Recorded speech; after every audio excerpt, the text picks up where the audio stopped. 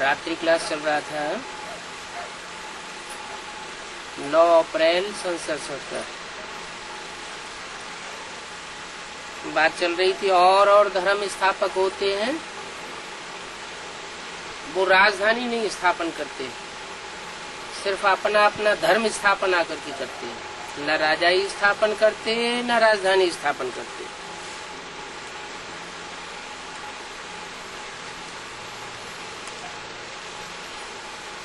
और तुम जो कुछ देते हो शिव बाबा को देते हो, इनको तो देते नहीं हो। इनको माना ब्रह्मा बाबा को तो देते नहीं हो, क्योंकि तुम तो एक राज्य, एक राजा, एक धर्म, एक भाषा, एक मत स्थापन करने वाले हो। इसलिए तुम सिर्फ एक को देते हो, इनको नहीं देते हो। इसने भी सब कुछ बाप को दे दिया। कैसे दे दिया? इसने माना ब्रह्मा ने जो बाजू में बैठा हुआ है, शिव के बाजू में बैठा है, इसने सब कुछ बाप को कैसे दे दिया है?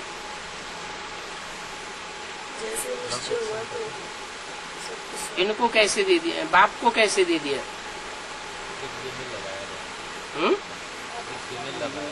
यज्ञ में लगा दिया। आप भी यज्ञ में लगा दीजिए तो बाप को देना हो जाएगा।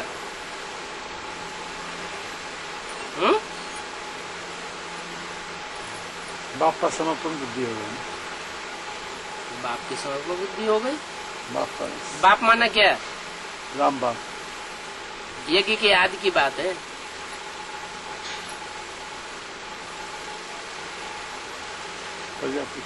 हाँ, प्रजापिता को अर्पण किया ना यज्ञ के आदि में। जिसने रास्ता बताया उसको अर्पण किया। तो इसने भी सब कुछ बाप को दिया। इसलिए दिया कि बच्चों के काम आ जावे। तो जो कुछ देना हो सो बाप को दो। क्या कहा? अब बच्चों से बोला जो कुछ देना हो सो बाप को दो, इनको नहीं दो। कैसे दें बाप को? यज्ञ के आदि में जो प्रजापिता था वो तो चला गया, उसके लिए तो बोल दिया राम फेल हो गया, तो किसको दे?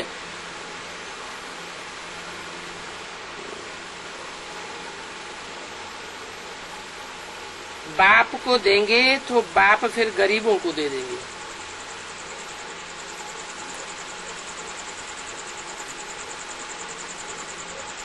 गरीब निवाज बाप है ना।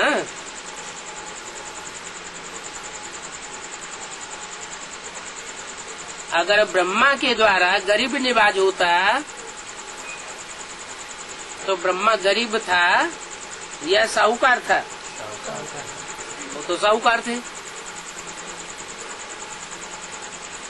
कहते हैं मुकर्रर रथ, टेम्परेरी रथ। अगर ब्रह्मा के तन में ही मुकर्रर रूप से आया होता तो साहूकार के तन में आया ना। तो ये बात तो झूठी हो गई कि गरीब निवाज है।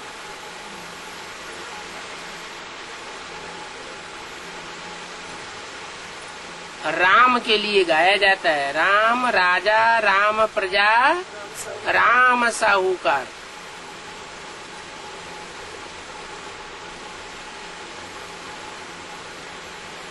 राम बाप को कहा जाता है और कृष्ण बच्चे को कहा जाता है। बच्चा अर्थात बच्चा बुद्धि, बाप अर्थात सालिम बुद्धि।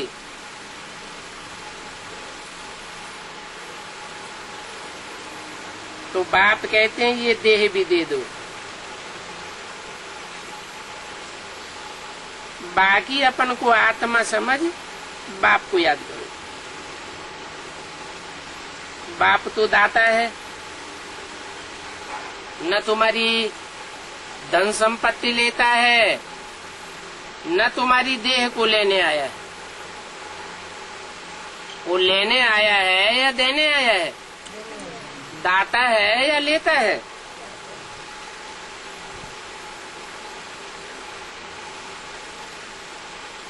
सिर्फ युक्ति बताते हैं। इससे ममत्व मिटाकर नई दुनिया में ममत्व रखो। कैसे? तन से, तन के संबंधियों से, तन के पदार्थों से, धन से ममत्व मिटाई दो।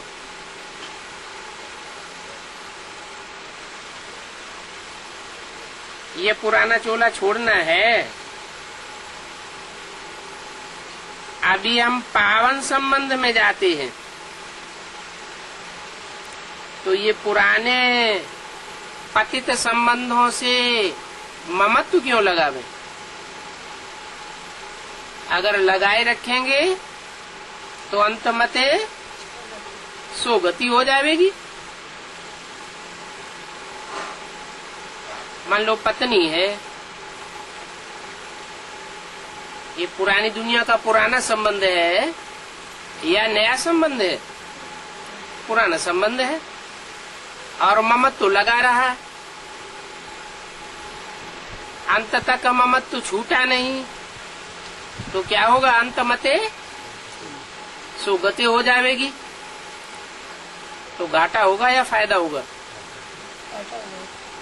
अंत समय में जिसको याद किया जाता है उसी के नजदीक पहुंचा जाता है।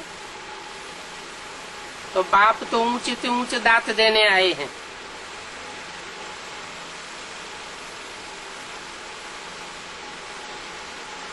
पुराना चोला है परंतु इससे फिर नया मिलता है।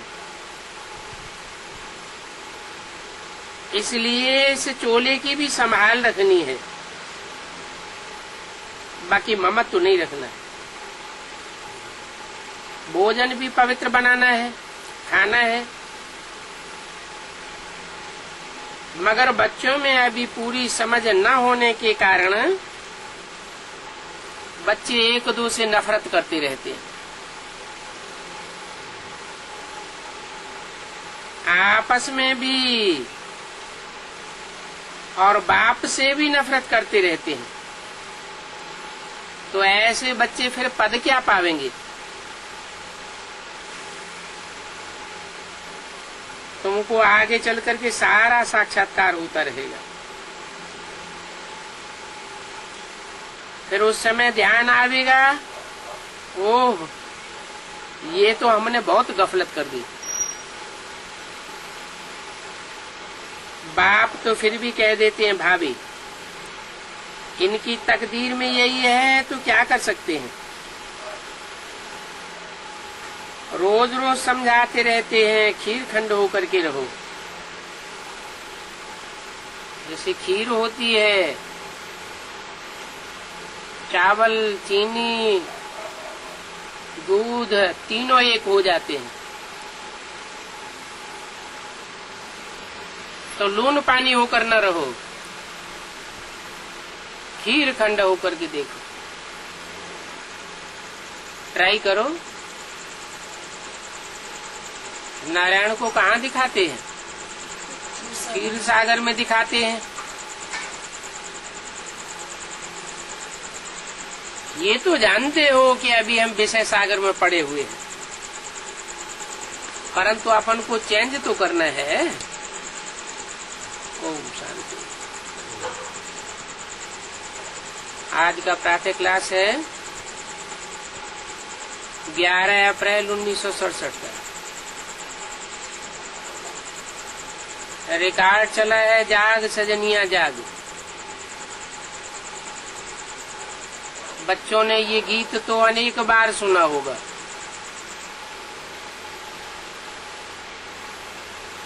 साजन सजनियों को कहते हैं और उनको साजन तब कहा जाता है जब शरीर में आते हैं। ऐसे नहीं बिंदु को साजन कहा जाता है। तथाकथित ब्राह्मण क्या समझते हैं? बिंदु से सब संबंध जोड़ो, बिंदु से सब संबंध जोड़ो। वही पढ़ाई हो रही बीके में कभी तक। अब बिंदु से संबंध कैसे जोड़ेगा? संबंध तो समान स्थिति वालों का होता है। साकार का संबंध साकार से होगा या साकार का संबंध निराकार से होगा? हाँ, ये बात दूसरी है कि बिंदु बिंदु आत्माओं का बाप ज्योति बिंदु, आत्मा बिंदु तो बाप भी बिंदु, दूसरा कोई संबंध बनता ही नहीं। जब शरीर में आते हैं तो अनेक प्रकार के संबंध बनते हैं। बाप, टीचर, सदगुरु, साजन, सजनी, सखा, बंधु, मित्र और शत्रु भी शरीर के संबंध में आने के बाद बनते हैं। बाप से नफरत भी और प्यार भी तब होता है जब शरीर में आते हैं। बिंदु से कैसे प्यार होगा और बिंदु से कैसे नफरत होगी?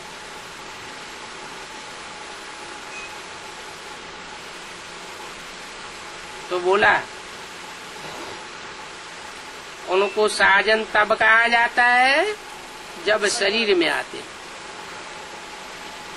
नहीं तो वो सिर्फ बाप है। नहीं तो माना बिंदु स्टेज में है। हाँ, जब शरीर में नहीं होते हैं, सिर्फ बिंदु है, तो बिंदु बिंदु आत्माओं का बाप है और हम उसके बच्चे हैं, बच्चियां भी नहीं, भाई बहन भी नहीं है। वो हमारा बाप, हम उसके बच्चे। तो तुम बच्चे हो ना, तुम सब शक्तियां हो, भगवान को याद करती हो। ब्राइड ग्रूम को याद करती है। सबका मासूक है ब्राइड ग्रूम। तो बैठ बच्चों को समझाते हैं। बैठ का मतलब क्या हुआ? शरीर में बैठ। बिंदु नहीं समझाता है, साकार होकर के समझाता है। और कौन समझाता है? Bride groom. साजन सजनियों को समझाते हैं। क्या समझाते हैं? क्या गीत आया? जाग सजनिया जाग, अभी अंधेरी रात पूरी होती है। ये कलयुग है, अंधेरी रात, और सतयुग रूपी सवेरा आने वाला है। तो अब जागो, अभी नया युग आता है। नया युग माना सत्य युग, और पुराना युग माना झूठ युग, झूठ खंड। नया युग सच खंड, पुराना युग झूठ खंड। पहले दुनिया की हर चीज सतो प्रधान होती है, सच्ची होती है, फिर बाद में तमो प्रधान बनती है, झूठी बन जाती है। पुरानी दुनिया है कलयुग, नई दुनिया है सतयुग। अभी बाप आए हुए हैं, तुमको स्वर्गवासी बनाते हैं। कहाँ का वासी बनाते हैं? स्वर्गवासी। स्वर्गवासी क्यों कहा?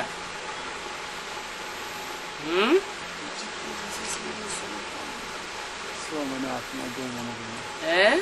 स्व मन आत्मा गो मन गया, आत्मिक स्टेज में चला। हाँ, स्वर्गवासी बनाते हैं माना जो जो स्व स्थिति में स्थित होते जाएंगे वो स्वर्ग का अनुभव करते जाएंगे, परिस्थिति से पार होते जाएंगे। पर खलास, मैं और मेरा बाप, उसमें सारी दुनिया जैसे समाई हुई है। स्वर्गवासी बनाते हैं, बाप नरकवासी नहीं बनाते। फिर नरकवासी कौन बनाते हैं? पांचमुखी रावण, हैं? पांचमुखी रावण, पांच पुरुष मुख, पांच नाम ही है नरक। नर माना मनुष्य, का माना करने वाला। मनुष्य जो कुछ करते हैं वो नरक बनाते हैं। मनुष्य है भूलों का पुतला, क्योंकि मनुष्य विकारी को कहा जाता है, देवता निर्विकारी को कहा जाता है, और भगवान तो एवर प्योर है। तो भगवान बनाते हैं स्वर्ग और मनुष्य बनाते हैं नरक।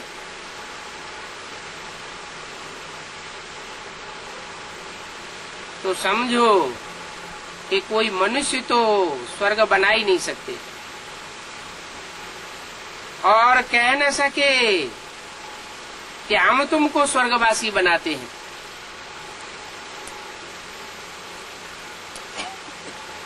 कोई महान ते महान मनुष्य हुए हो, कोई नहीं कह सकते। महान ते महान कौन कौन हुए हैं?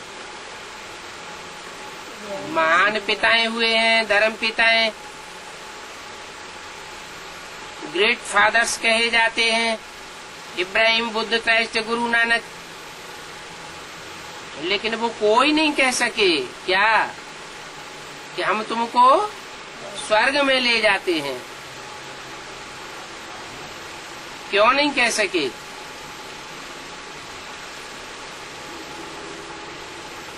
कोई कारण होगा। वो अपने स्वर्ग नहीं जाएगा, इसलिए नहीं कह सके कि वो अंदर से जानते हैं कि हम भिखारी हैं।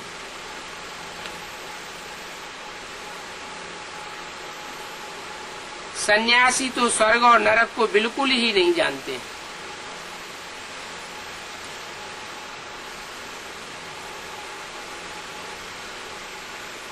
अगर वो ये जाने कि स्वर्ग अलग चीज है, नरक अलग चीज है, तो घरघाट को छोड़ के न भागे। वो समझते हैं घरघाट को हम छोड़ देंगे तो हम नरक से छूट गए।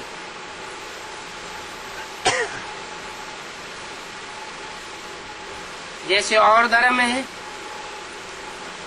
वैसे ही सन्यासियों का भी एक धर्म है, माना। और धर्म है, वो भी किसी हद तक सन्यासी हैं। उनको प्रवृत्ति मार्ग का धर्म नहीं कहेंगे। इस्लाम धर्म हो, क्रिश्चियन धर्म हो, प्रवृत्ति मार्ग के पक्के हैं क्या? नहीं। उनको प्रवृत्ति मार्ग का पक्का नहीं कह सकते। छोड़ते रहते हैं, डाइवोर्स देते रहते हैं। जैसे सन्यासी छोड़ के भागते हैं, वैसे दूसरे धर्म वाले भी छोड़ते हैं। तो प्रवृत्ति मार्ग के कैसे कहे जाए?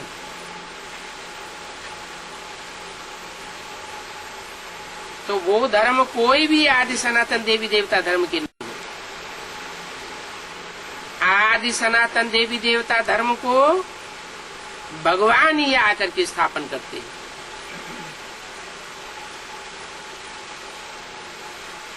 जो नरकवासी है उनको आकर के फिर स्वर्गवासी बनाते हैं।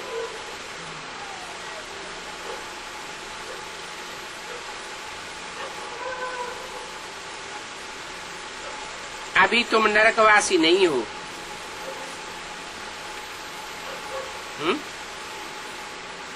नरकवासी नहीं हो।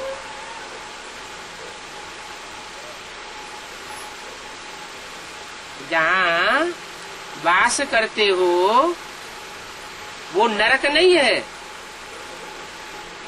फिर कहाँ के वासी हो? अरे संगम में भी। हाँ, अभी तो बाप ने आके हमें बता दिया कि कलयुग जाने वाला है, सतयुग आने वाला है। हम तो बीच में खड़े हैं,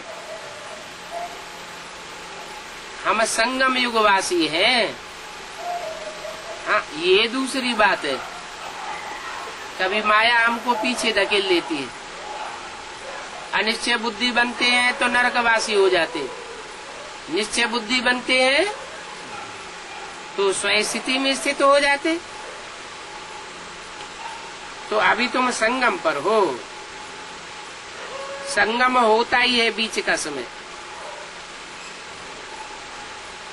संगम युग पर तुम स्वर्गवासी बनने का पुरुषार्थ करते हो,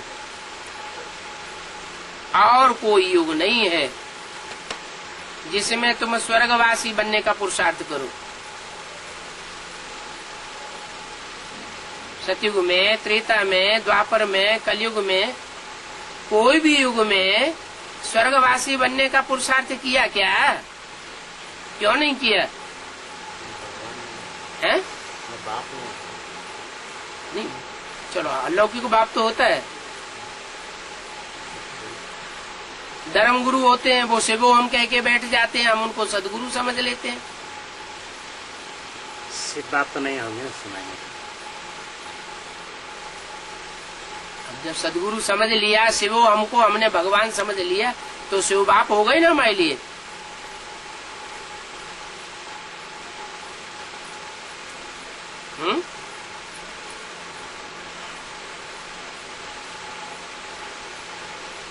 अभी दुख बहुत बढ़ जाता है, इसलिए वो भले हमको शिवो हम कह के बैठ जाते हैं, लेकिन वो रास्ता हमको नहीं बताते स्वयं स्थिति में टिकने का।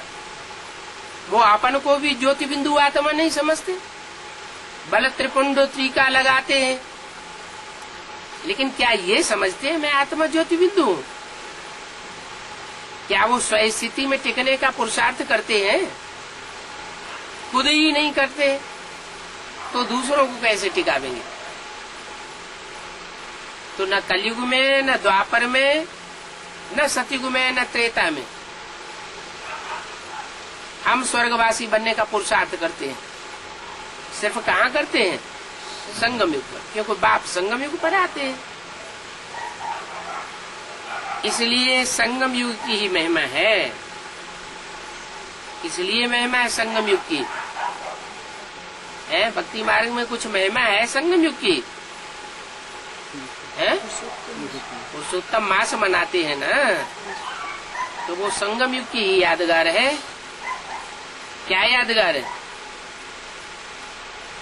है? हर चौथे वर्ष पुरुषोत्तम मास मनाया जाता है। तो हर चौथे वर्ष क्यों मनाया जाता है? 5वें वर्ष मनाया जाए, 6ठे वर्ष मनाया जाए, 10वें वर्ष, 12वें वर्ष मनाया जाए, हर चौथे वर्ष क्यों मनाया जाता है? हर 4 वर्ष के बाद बाप आते हैं, हर 4 युग के बाद, हर 4 युग के बाद संगम होता है। तो ऐसे ही वहाँ भी हर चौथी वर्ष संगम युग वो पुरुषोत्तम मास मनाते हैं।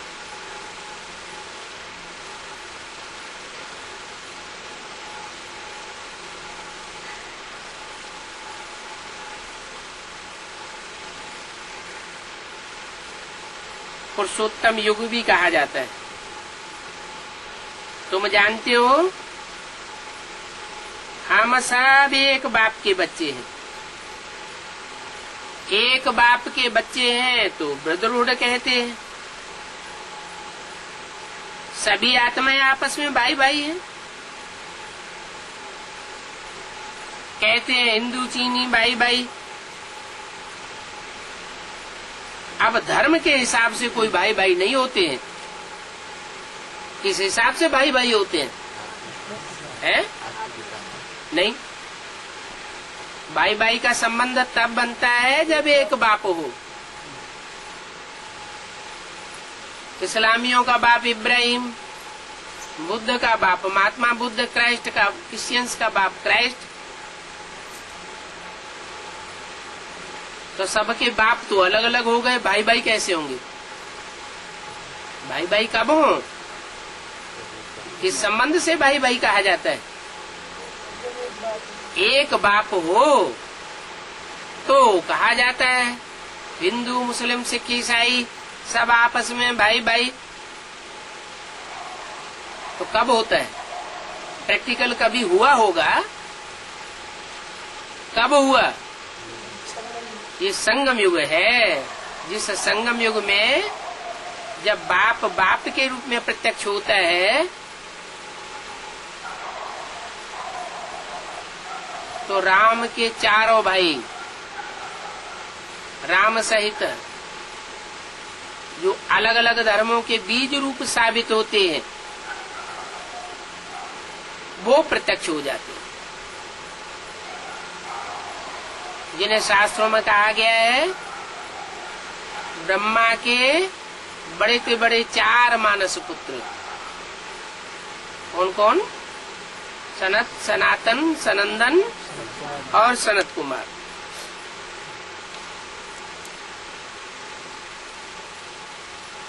तो उनसे जो वंशावली चलती है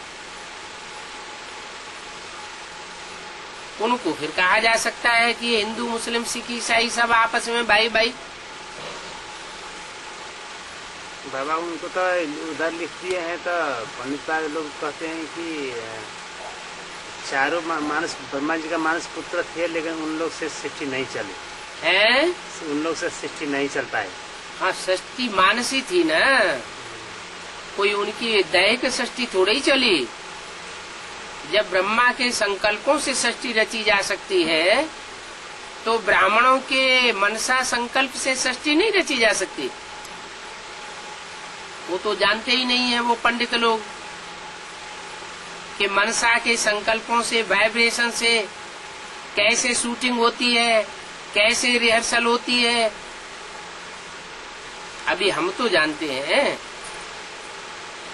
कि हम अपने मन के अंदर संकल्प धारण करें, वो वाइब्रेशन बनाएं तो हमारी शूटिंग हो रही है। अभी हम जिन आत्माओं के साथ नफरत का बीज बोते हैं तो संकल्प किया ना, तो वहां लड़ाई में बदल जाएगा। यहाँ जिन आत्माओं के साथ अभी हम स्नेह और प्यार की शूटिंग कर रहे हैं तो वो स्थूल रूप में बदलेगी या नहीं बदलेगी? फाउंडेशन पड़ेगा कि नहीं पड़ेगा? भी तो दुनिया वाले थोड़े ही इन बातों को जानते हैं, वो तो यही कहेंगे।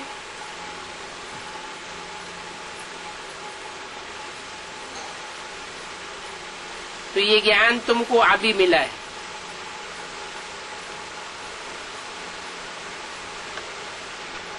इससे पहले कभी नहीं मिला था। बाप समझाते हैं तुम मुझ बाप की संतान हो, है? कौन समझाते हैं? जब कहते हैं हिंदू चीनी भाई भाई तो बाप समझाते हैं। वो समझाने वाला बाप कौन है? जो समझाते हैं हिंदू चीनी भाई भाई कौन है? ये मुरली तो सन 67 की चलाई हुई है ब्रह्मा के मुख से।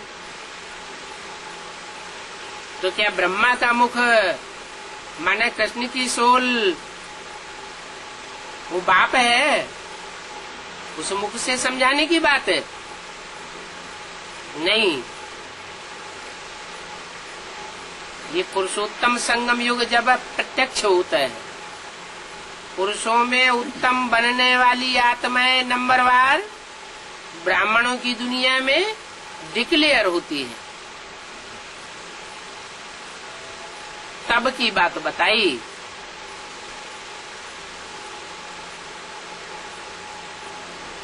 अभी तुम सन्मुख सुनते हो। अभी माना कब? सन 67 की बात नहीं बताई है। सन्मुख कब सुनते हो? सन 67 में इनडायरेक्ट सुनते थे या सन्मुख सुनते थे? है? बाप से सन्मुख सुनते थे, बाप के बच्चे होवन करके सुनते थे, या इनडायरेक्ट सुनते थे माँ के थ्रू? माँ के थ्रू सुनते थे। अभी माना अभी संगम युग पर,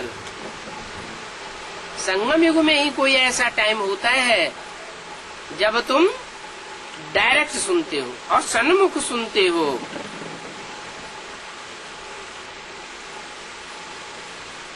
वो तो सिर्फ कहने मात्र कह देते थे। क्या हिंदू चीनी बाई बाई? क्या प्रैक्टिकल में ये अनुभव करते थे कि हिंदू चीनी भाई भाई एक बाप की औलाद? अब समझते हैं। जब से एडवांस ज्ञान निकला तब से बुद्धि में आता है कि कैसे एक बाप की औलाद अलग अलग धर्मों के बीज बनते हैं और उनसे जनरेशन की शुरुआत होती है। इसलिए कहा जाता है हिंदू मुस्लिम भाई भाई।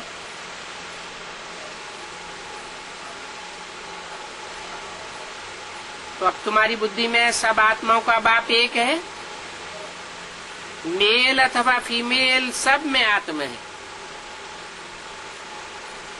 और इस हिसाब से आत्मा आत्मा भाई भाई है। फिर ब्रह्मा की औलाद तो भाई बहन हो गए।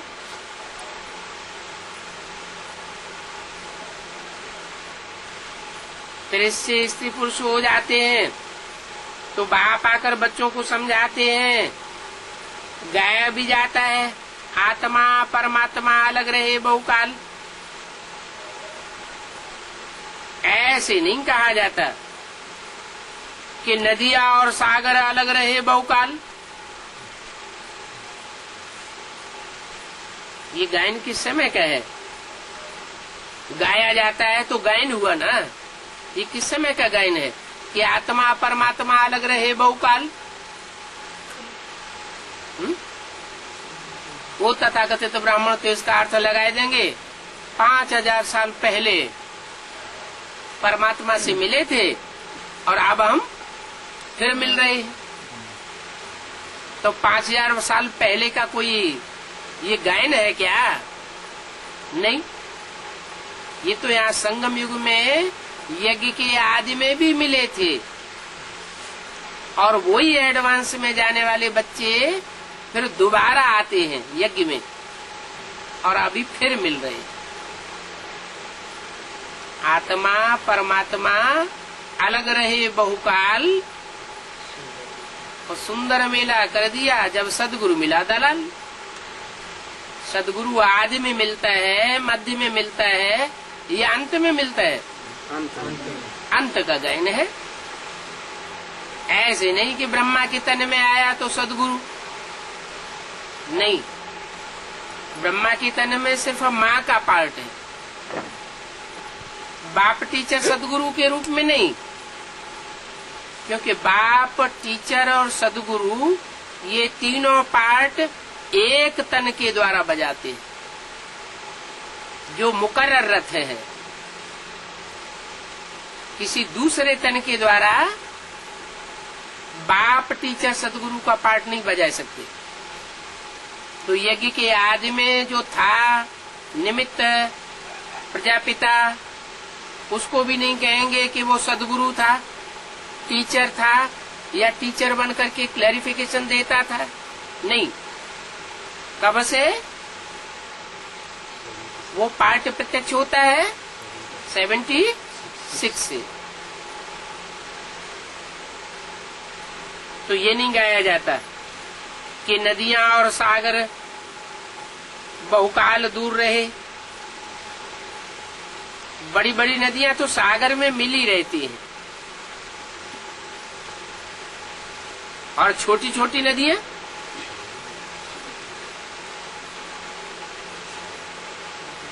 सागर में मिलती हैं या बड़ी नदियों में मिलती हैं? छोटी नदियां बड़ी नदियों में मिलती हैं और बड़ी बड़ी नदियां सागर में। सागर में मिलती हैं। ये भी बच्चे जानते हैं कि ये नदियां सागर के बच्चे हैं। सागर से पानी निकलता है बादलों द्वारा। कोई नदियां हैं, कोई बादल हैं।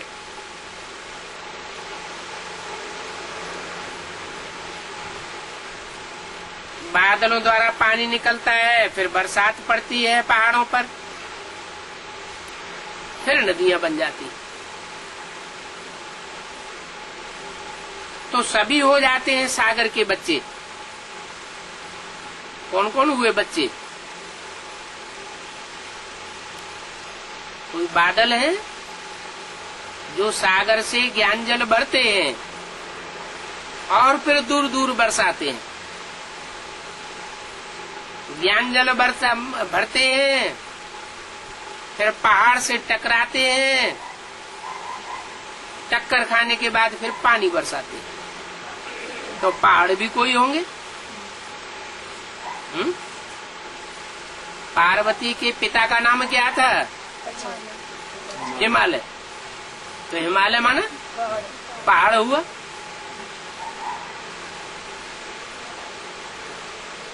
तो कोई पहाड़ है, कोई बादल है, कोई फिर नदियां हैं, कोई पोखरे हैं, कोई बड़े बड़े मानसरोवर जैसे तालाब हैं, झील है,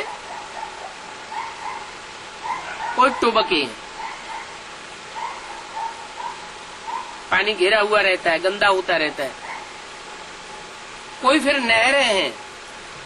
नहरें कैसे निकाली जाती हैं? नदियों से निकाली जाती हैं, आर्टिफिशियल। तो ये भी बच्चे जानते हैं। ये सब सागर के बच्चे। सागर से पानी निकलता है बादलों द्वारा। बहुतों को तो ये भी पता नहीं है कि पानी कहाँ से निकलता है। कहाँ से निकलता है पानी? हम तो सागर से निकले। अरे ज्ञान सागर के सिवाय और ज्ञान जल देगा कौन?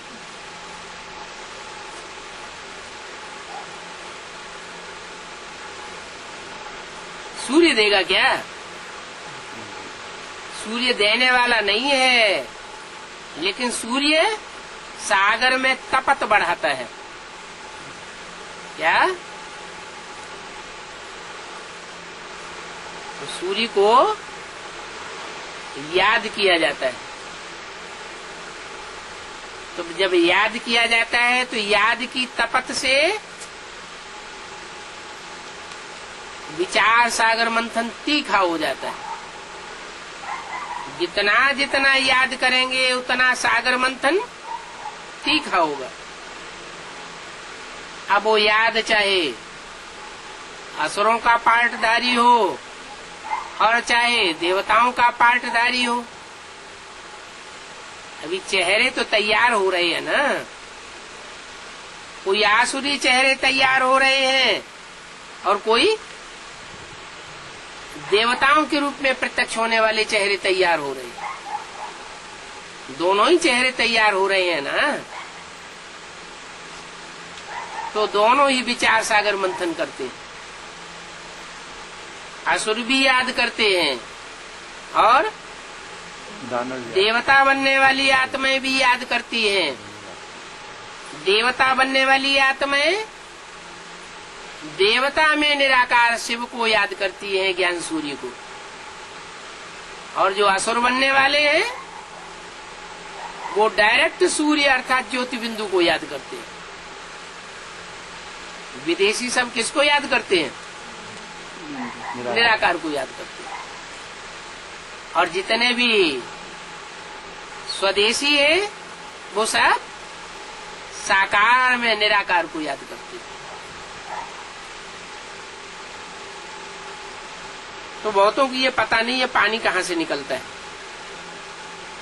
पानी अर्थात ज्ञान जल कहाँ से निकलता है? ज्ञान सागर। सागर से निकलता है, सूर्य से नहीं। सूर्य कौन है और सागर कौन है?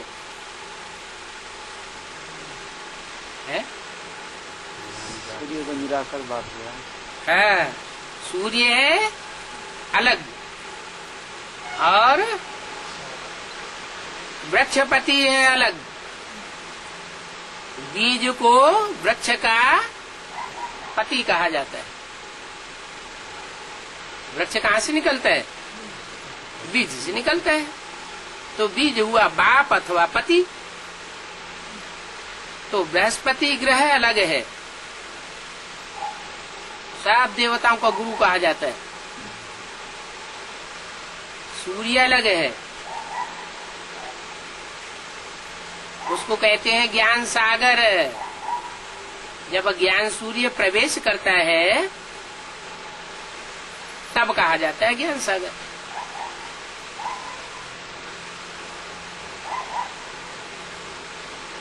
तो ये भी सिखाया जाता है क्या कि पानी कैसे बरसता है, ज्ञान जल की बरसात कैसे होती है। ये अब बच्चे जानते हैं ज्ञान सागर एक ही बाप है क्या? ऐसे तो सागर अनेक हैं। कितने हैं? 7 सागर गाए जाते हैं। फिर एक ज्ञान सागर है, ये कैसे साबित होगा?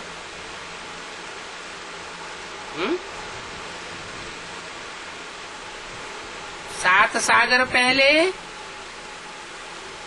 या एक ज्ञान सागर पहले? कैसे? एक ज्ञान सागर बाप हुआ। एक ज्ञान सागर बाप कैसे हुआ? सागर तो 7 हैं। विधर्मी हैं? विधर्मी 7 सागर। विधर्मी 7 में से भी एक बड़ा है ना। कौन है बड़ा? प्रशांत महासागर। प्रशांत महासागर बड़ा है। तो प्रशांत महासागर बाप है? अरे प्रशांत महासागर मिला करके 7 है या प्रशांत महासागर को अलग कर देंगे? मिला करके 7 है। 7 में प्रशांत महासागर है या नहीं है? फिर है, उसमें है। उससे बाहर हुआ। फिर एक कौन सा है? ज्ञान सागर। एक है ज्ञान सागर बाप। 7 सागर बनाए हैं, बने तो हैं, प्रैक्टिकल में है तो फिर वो किसकी यादगार है? 7 विधर्मी। हाँ, जो 7 विधर्मी नारायण हैं, सप्तऋषि कह दो, वो 7 सागरों की यादगार है। लेकिन आदि में सागर एक ही था। आदि में आने कब? 1936 में। जब हाँ, जब सारी सृष्टि में विनाश बरपा होता है तो सब विनाशी धर्मखंड दूसरे धर्मों से संबंधित समंदर में समाये जाते हैं। तब क्या होता है? एक ही सागर होता है। फिर जब द्वैतवादी युग शुरू होता है तो सागर भी 2-2, भाषाएं भी 2-2, राज्य भी 2-2, राजाएं भी 2-2, मतें भी 2-2, द्वैत फैल जाता है। तो बढ़ते बढ़ते 7 सागर हो जाते हैं। माने एक को खंडित कर देते हैं। भारत भी अब क्या है? अखंड भारत है या खंडित भारत है? खंडित भारत है। भारत को भी खंडित कर दिए। 1 से 28 हो गया। तो ये समझाया जाता है बाप एक है, आत्मा भी निराकार है, बाप भी निराकार है। फिर जब साकार में आते हैं तो पुनर्जन्म लेते हैं। बाप भी जो साकार में आवे तब आकर के तुम बच्चों से मिले क्या? इस बात को वो ब्राह्मण नहीं जानते। कौन ब्राह्मण? बेसी वाले में समझ दुनियावी ब्राह्मण हमारे ब्राह्मण परिवार में। या हमारे ब्राह्मण परिवार में कोई ऐसे ब्राह्मण है जो इस बात को नहीं जानते? कौन सी बात है?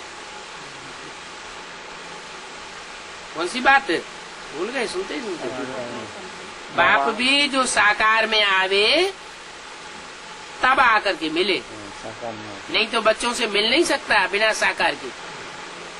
तो अभी वो ब्राह्मण क्या समझ रहे हैं कि पहले कभी साकार में था ब्रह्मा पर होगा सन 67-68 में, तब दीदी दादी दादाएं मिलते थे, और कोई नहीं वो मिलन मेला मनाते थे। बाकी हम तो मिला ही नहीं, ऐसे नहीं मिलन मेला मना सकते। लेकिन यहाँ क्या बोला?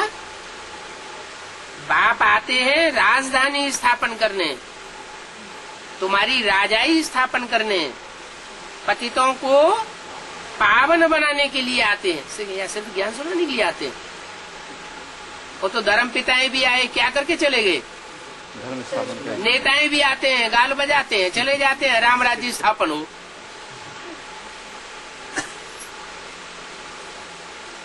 तो ज्ञान सुनाना तो बहुतों को आता है, सबको आता है, नेताओं को भी आता है, धर्म पिताओं को भी आता है। गाल बजाने से क्या स्वर्ग स्थापन हो जाता है? नहीं, बाप तो प्रैक्टिकल में स्वर्ग की स्थापना करके जाते हैं, राजाई की स्थापना करके जाते हैं, राजधानी बना करके जाते हैं।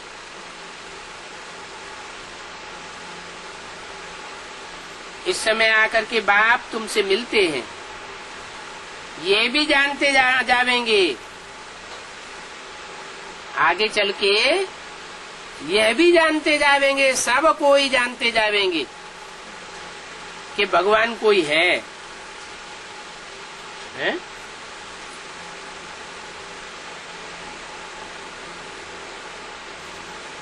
जानते जावेंगे। कौन जानते जावेंगे? दुनिया वाले।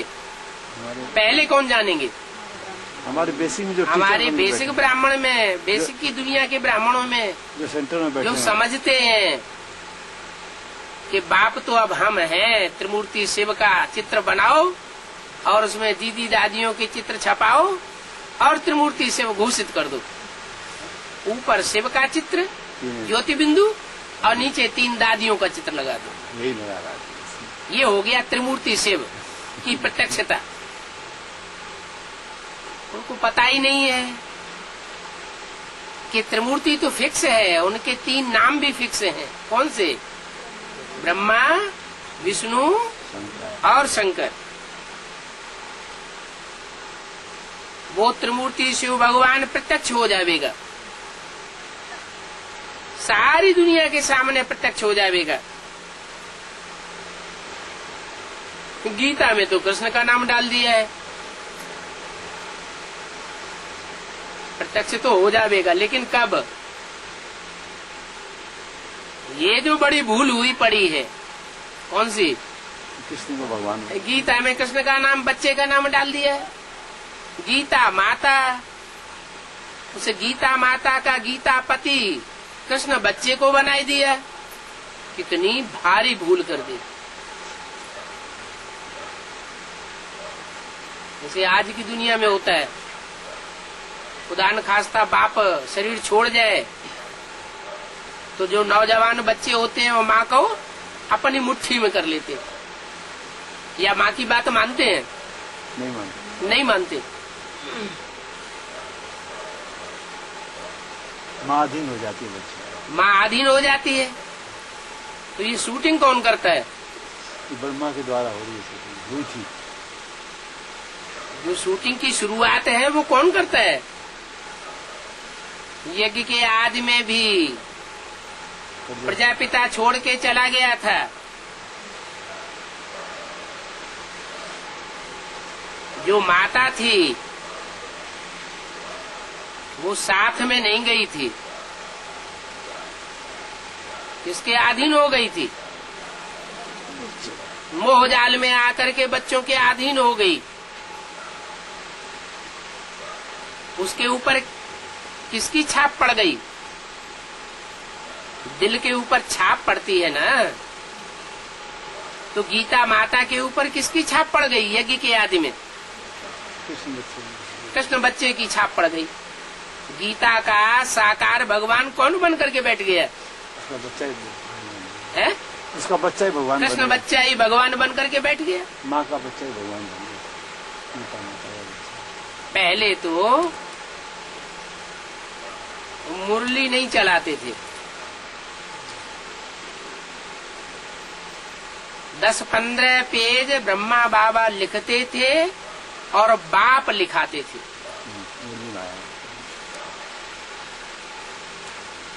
बाद में कराची से मुरली निकलती चली आई। जब ढेर की ढेर बंधन में बंधी हुई कन्याएं माताएं जो सिंध हैदराबाद में 7 तालों में बंद थी, हिंदुस्तान पाकिस्तान का झगड़ा हुआ, खून खराबा हुआ, उसमें उनको मौका मिल गया भाग खड़े होने का।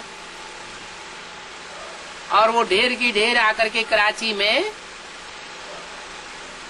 सागर के कंठे पर जो महल बना हुआ था, बंगला बना हुआ था, उस बंगले में सब इकट्ठी हो गई।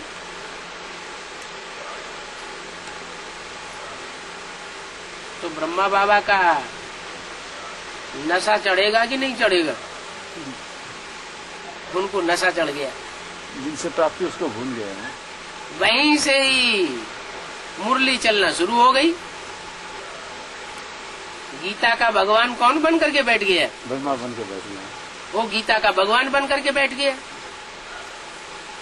इसलिए बोला गया है अलफ को मिला अल्लाह, बेबादशाही सारी भागीदार को दे दी। कौन हुआ अलफ और कौन हुआ अल्लाह और कौन हुआ बे? यज्ञ की बादशाही किसको मिल गई? ब्रह्मा बाबा को यज्ञ की बादशाही मिल गई। अलफ को मिला अल्लाह, बे बादशाही भागीदार को दी।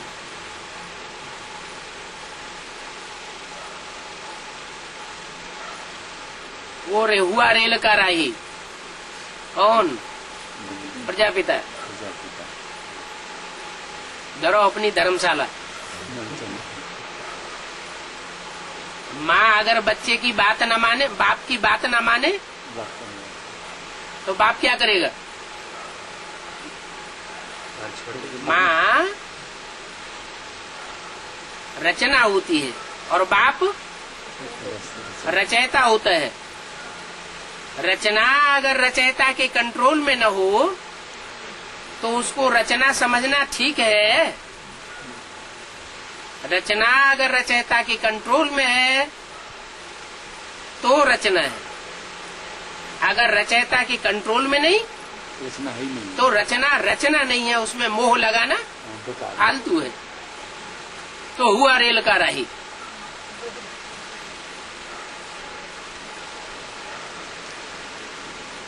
तो बंधन से छूटकर अचानक जब आ गई तो ब्रह्मा बाबा को नशा चढ़ा और मुरलियां चालू हो गई।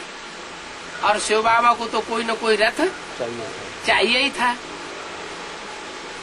क्योंकि ब्रह्मा नाम तो अनेकों के हैं और प्रजापिता ब्रह्मा सिर्फ एक का ही नाम है। तो माता मैंने सही ब्रह्मा बाबा में प्रवेश कर लिया। वो माताएं तो बुजुर्ग थी, उनको तो शरीर छोड़ना ही था। तो दोनों माताएं शरीर छोड़ गई। मुरली में बोला भी है जब पाकिस्तान बना तो तुम्हारा जन्म भी हुआ ना। किसका जन्म हुआ? किसकी तरफ इशारा किया? कृष्ण का जन्म वेदांत वेदांत। हाँ, या तो छोटी मम्मी का या तो बड़ी मम्मी का। ये दोनों थी का उस समय थी ना यज्ञ में प्रजापिता के जाने के बाद। प्रजापिता इन दोनों ने समाना। प्रजापिता तो गया, इसके बाद दोनों रह गई। 2 माताएं तो थी ना, उन्होंने संभाला। वो दोनों माताएं भी बुजुर्ग थी, चली गई।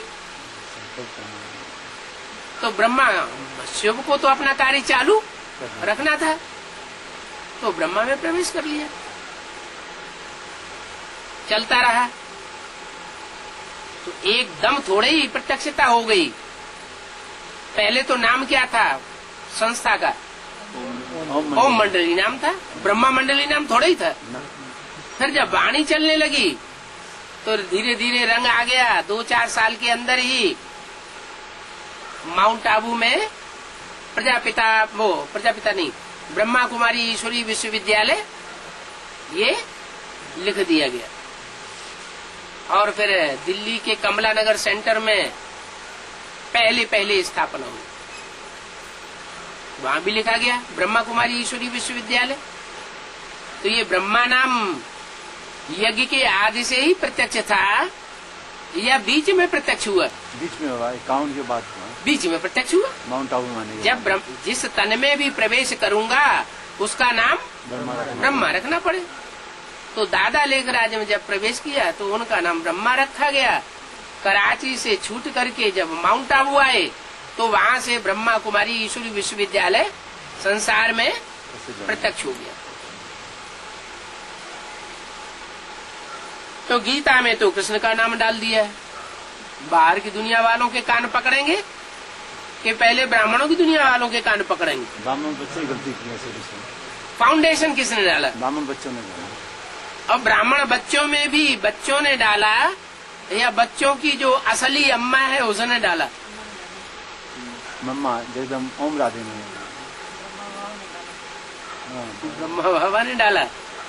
वो तो बच्चा है, बच्चा बुद्धि है, उसको कैसे पकड़ेंगे? हैं? प्रजापिता ब्रह्मा ने डाला। प्रजापिता था ही नहीं उस टाइम। उस टाइम प्रजापिता कहाँ था? है गाँव में प्रजापिता था ही नहीं। है आई तारा अल्लाह की हुआ रे कारा ही, वो तो चल बसा गया। ये फाउंडेशन किसने डाला गीता का? भगवान कृष्ण।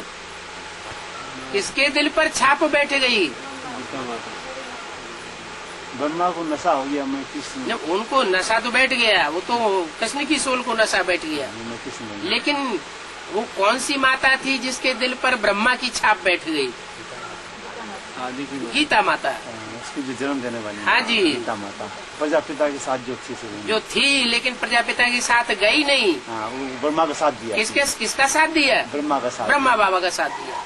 ये इतिहास ही गुम हो गई है। ये इतिहास आज बेसिक इतिहास खत्म कर दिया इन लोगों ने। मुरलियाँ तो है, मुर्दियाँ, मुरलियों में तो है ऐसे बच्चे थे। ये मुर्दियाँ अभी पढ़े जो मम्मा बाबा को डायरेक्शन देते थे, ड्रिल कराते थे, टीचर बन करके बैठते थे, उनमें बाबा प्रवेश करते थे। मुरलियाँ हैं तो वो भले फाड़ के फेंक दे, वो तो मुसलमानों का काम है। शास्त्रों को भूनना, शास्त्रों को आग में डालना, शास्त्रों को जमीन में गाड़ देना, शास्त्रों को नदियों में फाड़ के फेंक देना, पहाड़ों में भून देना, ये तो मुसलमान लोग शूटिंग करेंगे ही। तो ब्रह्मा बाबा ने तो जब कराची से माउंट आबू आए तो बक्सों में बंद करके सब मुर्गियों को दाप की क्यों आए थे ब्रह्मा बाबा ने? वो तो माँ का पार्ट है। माँ किसके चलाई चलती है? बच्चों। इस्लामी, बौद्धिक, क्रिश्चियन सारे ही धर्म के तो मौजूद रहे, सिर्फ सूर्यवंशी बच्चे ही तो चले गए। और दूसरे धर्म के तो बच्चे मौजूद थे ना।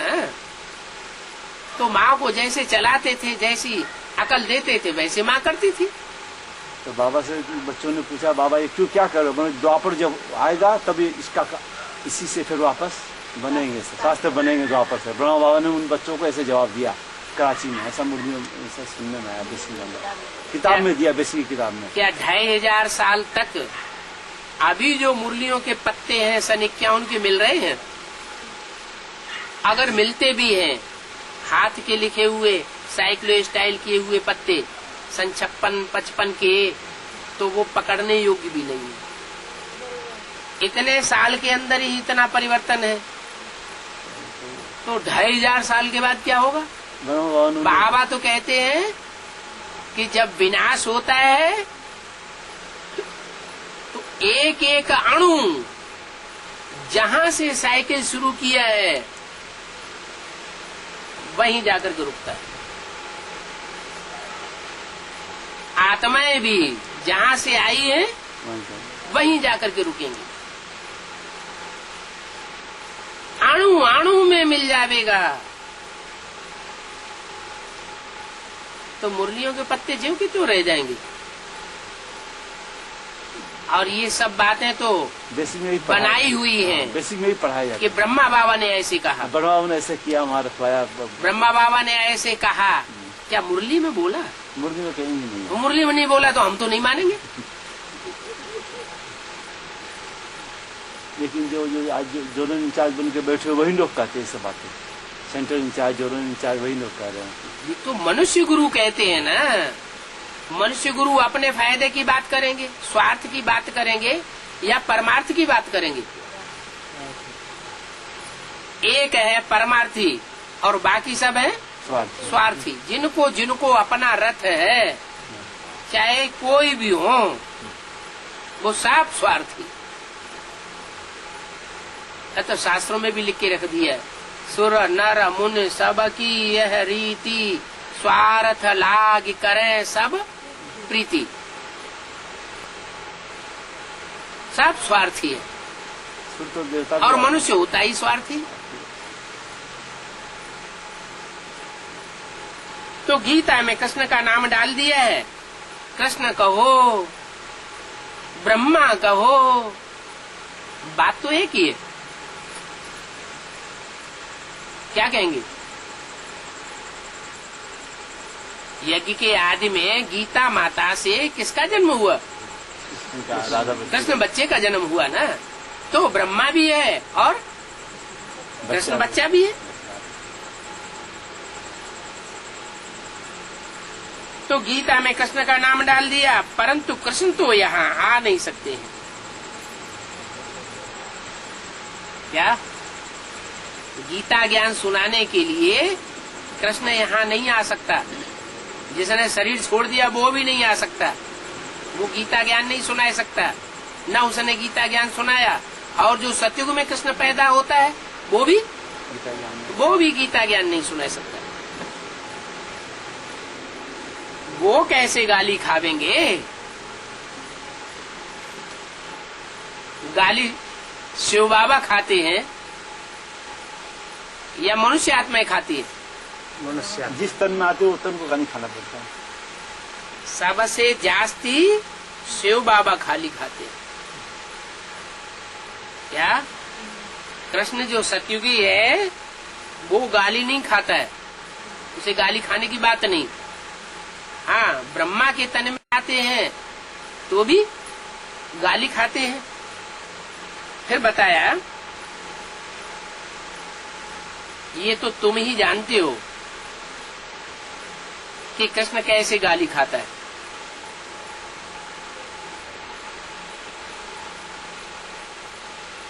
कृष्ण की आत्मा इस समय ब्रह्मा के रूप में मौजूद है, माना 67 में। पहले पहले तुमको ज्ञान मिलता है आत्मा का, इसको नहीं मिलता है। क्या कहा है? पहले पहले ज्ञान आत्मा का किसको मिलता है? पहले पहले आत्मा का ज्ञान तुमको मिलता है, इसको नहीं मिलता है। तुम किसको कहा जाता है? सामने वाले तुमको, माने जो सामने। तो कौन है सामने? कोई बाबा किसी को इमर्ज करते थे? कोई बच्चे थे जिनको बाबा इमर्ज करके वाणी चलाते थे? नहीं इमर्ज करते थे। शुरू में जो आत्मा थी, हाँ, तो उनको इमर्ज करते थे। जो सिकिल्डे होते हैं, बहुत ज्यादा नजदीकी होते हैं, उन्हीं को इमर्ज किया जाता है, याद किया जाता है। तुम आत्मा हो, तुम अपन को शरीर समझ करके इतना समय चले हो। अब बाप आकर के तुमको देही अभिमानी बनाते हैं।